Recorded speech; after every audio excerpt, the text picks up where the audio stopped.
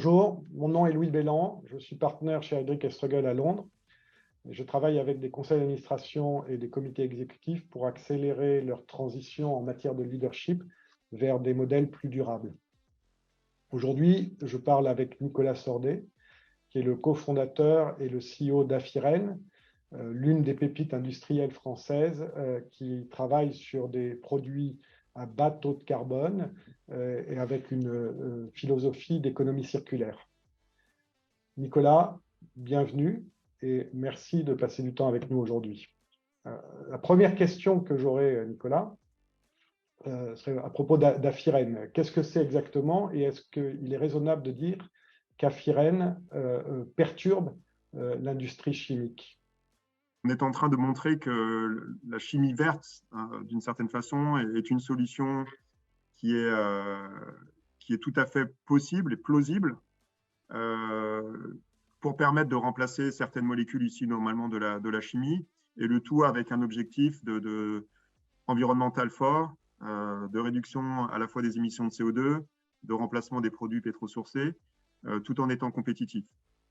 Donc, je pense qu'effectivement, Afiren est un nouvel acteur entrant qui change, qui fait bouger les lignes et qui, parfois, on le remarque, force un peu les sociétés classiques à changer un petit peu leur communication. Ça montre qu'on doit être sur la bonne voie. Et donc, vous êtes en train de passer d'un stade de start-up à un stade industriel. Quels sont les challenges que vous voyez devant vous, notamment pour rester neutre en carbone? Alors déjà, on a un challenge justement sur cette croissance en tant que telle, indépendant même de toute notion de carbone et d'environnement. C'est toujours un challenge, j'allais dire, mais est difficile de créer une société de zéro pour devenir industriel. Donc ça, c'est déjà en soi un challenge. Et ensuite, effectivement, c'est comment est-ce que vous arrivez à développer cette société, une technologie, un mindset pour finalement s'inscrire dans cette évolution climatique qu'on peut avoir devant nous et donc qui passe par une réduction très importante des émissions de CO2. Et c'est vrai que du coup, c'est cette difficulté au quotidien d'arriver à manager finalement ces deux objectifs. Ce que je retiendrai de notre histoire, c'est que finalement, ces objectifs sont complémentaires et finalement permettent à une société comme la nôtre d'être vertueuse, de penser différemment, d'être finalement un nouvel acteur qui peut peser et qui va peser et qui pèse déjà dans son industrie. Et donc, à cette étape cruciale de passage à une société de taille industrielle, vous avez juste inauguré votre usine dans l'Est de la France, votre première usine commerciale, premier site commercial. Quelles sont les questions qui se posent en termes d'organisation, de leadership et de culture d'entreprise pour passer cette étape et aller de l'avant en termes de carbone neutrality? Je pense qu'il est important d'avoir une organisation qui soit vraiment alignée avec ce qu'on souhaite faire. Et pour passer cette étape, il faut qu'on ait finalement une culture qui nous permette à la fois d'être innovante, d'être agile et aussi de prendre en considération cet enjeu climatique. Et je pense que ça, c'est la difficulté à la fois d'attirer les talents qui nous permettent de pouvoir gérer ce changement et cette évolution, mais aussi d'être capable d'avoir une technologie qui puisse s'adapter à une échelle industrielle et donc être à la fois rentable et également d'être impactante en termes de CO2. Donc ça nous permet finalement, en fait, avec tout le travail qu'on est en train de faire sur finalement ce qu'est Afiren et finalement sa base, son cœur, c'est-à-dire de proposer des molécules biosourcées qui sont bas carbone, ça nous permet aussi de mettre en place et de développer, je vais dire peut-être plus facilement, une politique environnementale, une politique ESG, une politique climat. En termes de talents, quels sont les talents dont vous pensez avoir besoin pour passer ces étapes? Et est-ce que ça va changer quelque chose d'un point de vue de la manière dont vos talents actuels, vos employés travaillent? Alors, je pense qu'on a besoin ça va impacter deux choses. On a besoin de deux types, enfin, deux changements finalement. Le premier, c'est une certaine technicité, parce qu'on met en place un process avec des technologies qui doivent finalement converger vers cet objectif de réduction des émissions de CO2. Donc, on a besoin de gens qui ont déjà eu cette expérience, qui ont déjà un petit peu réfléchi à ces sujets. Donc, ça veut dire qu'on staffe l'équipe un petit peu différemment.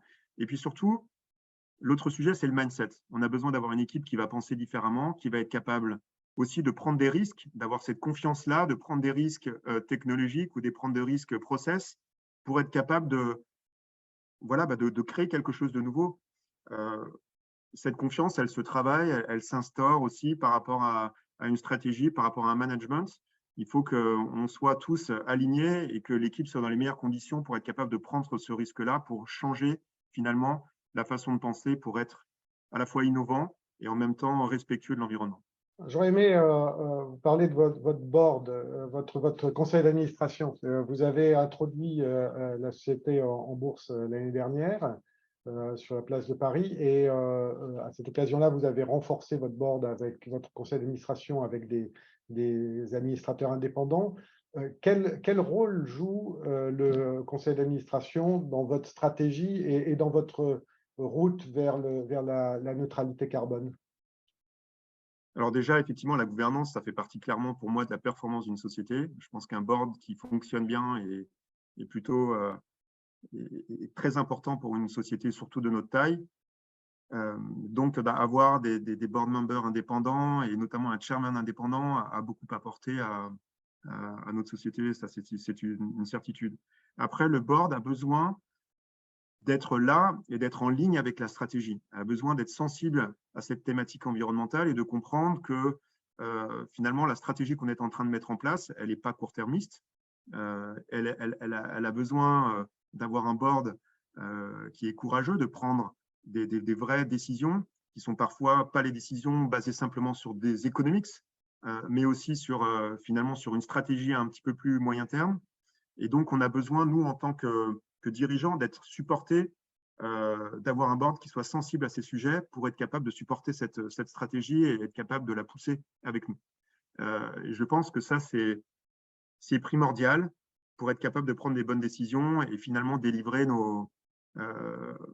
les objectifs qu'on peut prendre, à la fois par rapport à nos parties prenantes externes, mais aussi par rapport à l'équipe. Parlons un peu de vous.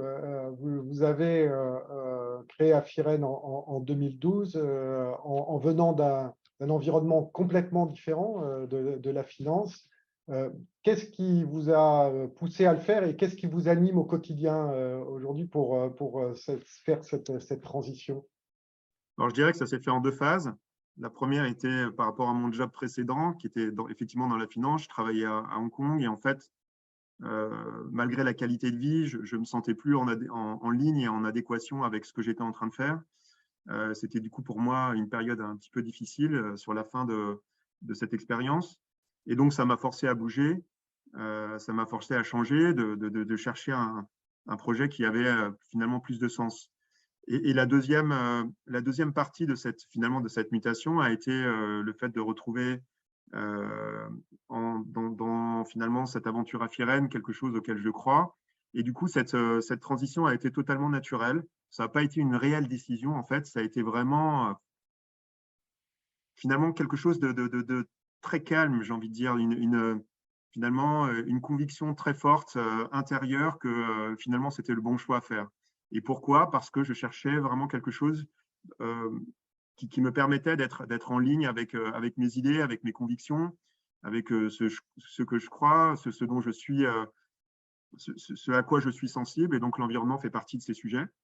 Et donc, je pense que finalement, cette adéquation avec ce projet était la base et le moteur de tout ce qu'on était en train de faire et tout ce qu'on a pu réaliser avec succès jusqu'à présent. Pourtant, devenir CEO, ça ne s'improvise pas forcément. Comment est-ce que vous avez développé vos qualités de leadership et comment vous embarquez votre équipe dans une aventure qui nécessite beaucoup de leadership? Je pense déjà que en fait, mon expérience en Asie, où on avait déjà démarré toute une une société et j'ai participé activement à ce développement-là. Ça a été déjà très, très intéressant en termes de management. C'était dans un environnement très multiculturel. Vous avez déjà besoin d'avoir une équipe. Finalement, il y avait déjà des sujets de recrutement, il y avait des sujets de compétition. Ça, c'était du coup, en fait, finalement, ce travail-là, dans un monde qui change énormément, qui change tout le temps. Voilà, suite à la crise de 2008, certaines activités ont complètement disparu. Donc, finalement, tout ce qui se passe aujourd'hui ne sera peut-être pas plus valable et plus là demain. Et donc ça forge finalement une façon de penser, ça forge un caractère. Je pense aussi avoir rencontré quelqu'un dans cette expérience précédente qui avait un management très particulier et qui a été assez inspirant pour moi. Et donc ce travail-là, finalement, enfin toute cette période-là, je me rends compte qu'elle a été finalement une période très intéressante pour moi pour devenir dirigeant d'une société. Et je pense qu'à la fin, vous avez besoin d'embarquer vos équipes. En fait, vous avez besoin d'être sincère. Je pense que les gens le sentent et le savent. Et finalement, c'est cette conviction-là qui permet aussi de pouvoir embarquer son équipe. Mmh. Et donc, est-ce que vous pensez que ces qualités-là sont des qualités que les CEO de tous les types d'entreprises doivent avoir, non pas seulement les startups comme vous qui deviennent industrielles, mais les autres entreprises industrielles aussi? Je pense que ça concerne toutes les sociétés parce qu'aujourd'hui, les gens cherchent un petit peu plus de sens, à donner un peu plus de sens à leur métier, à leur vie finalement. Je pense qu'on est dans un monde qui évolue tellement vite. On a vu ce qui s'est passé depuis 3-4 ans. Qui aurait pu imaginer la crise Covid, la situation qu'on peut vivre aujourd'hui en Ukraine avec la crise énergétique. En fait, finalement, ce qu'on est en train de dire, c'est que tout change. Tout change et finalement, un business aujourd'hui ne sera peut-être plus là demain. Et donc, il faut être capable, je pense, d'anticiper. Il faut être capable d'être sincère et d'avoir de la conviction. Et je pense que ça, c'est probablement les trois points principaux pour un dirigeant, quelle que soit la taille de la société qu'il dirige. Donc, on a fait un bout de chemin ensemble, à Firen et Heidrick & Struggles. Est-ce que vous pouvez nous dire comment on vous a aidé dans ces phases, vos phases d'expansion? Alors déjà, je voudrais dire qu'en fait, l'équipe finalement et les personnes qui font une société, finalement, c'est une grosse partie du succès. La technologie, c'est important, mais si vous n'avez pas une bonne équipe et les bonnes personnes au bon endroit, vous n'êtes pas du tout, vous avez de grandes chances finalement de pas capitaliser sur le bienfait de cette technologie. Et donc pour nous, le recrutement est vraiment un point qui est crucial, surtout quand vous êtes une petite société, que vous avez besoin d'aller chercher et capter des talents, capter de l'expérience, parce qu'on ne devient pas industriel sans expérience. Et moi-même, je ne viens pas du monde de l'industrie. Donc avoir avec nous et à nos côtés finalement un partenaire qui est capable de nous comprendre, qui est capable de comprendre les besoins qu'on peut avoir, qui est capable de comprendre notre culture et donc de choisir finalement d'une certaine façon les candidats qui pourraient être et les profils et les compétences qui pourraient être complémentaires ou dont on pourrait avoir besoin. Je pense que c'est vraiment précieux. C'est souvent difficile d'avoir, quand vous êtes une société, d'avoir une confiance et d'avoir finalement un cabinet qui vous accompagne et qui vous comprend. Cette confiance, pour moi, elle est cruciale aussi sur cet aspect-là. Et donc, voilà, tous les recrutements que nous avons pu faire ensemble, que ce soit sur des postes finalement de management ou sur des postes plutôt au niveau board, finalement, ça s'est toujours bien passé. On a été capable de recruter des personnes qui sont tout à fait en adéquation avec ce qu'on recherche et surtout très compétentes. Comment vous décririez la manière de travailler avec Heidrick & Struggles? Je parlais de la confiance, je pense que ça c'est important. Ça a été toujours très transparent, ce qui est pour moi primordial. Et puis, je dirais aussi que ça a été agréable et plaisant. Et puis enfin, finalement, ça a été simple et efficace. Très bien. Merci Nicolas, merci de votre temps, merci de nous avoir parlé aujourd'hui. Merci Louis et merci pour votre invitation.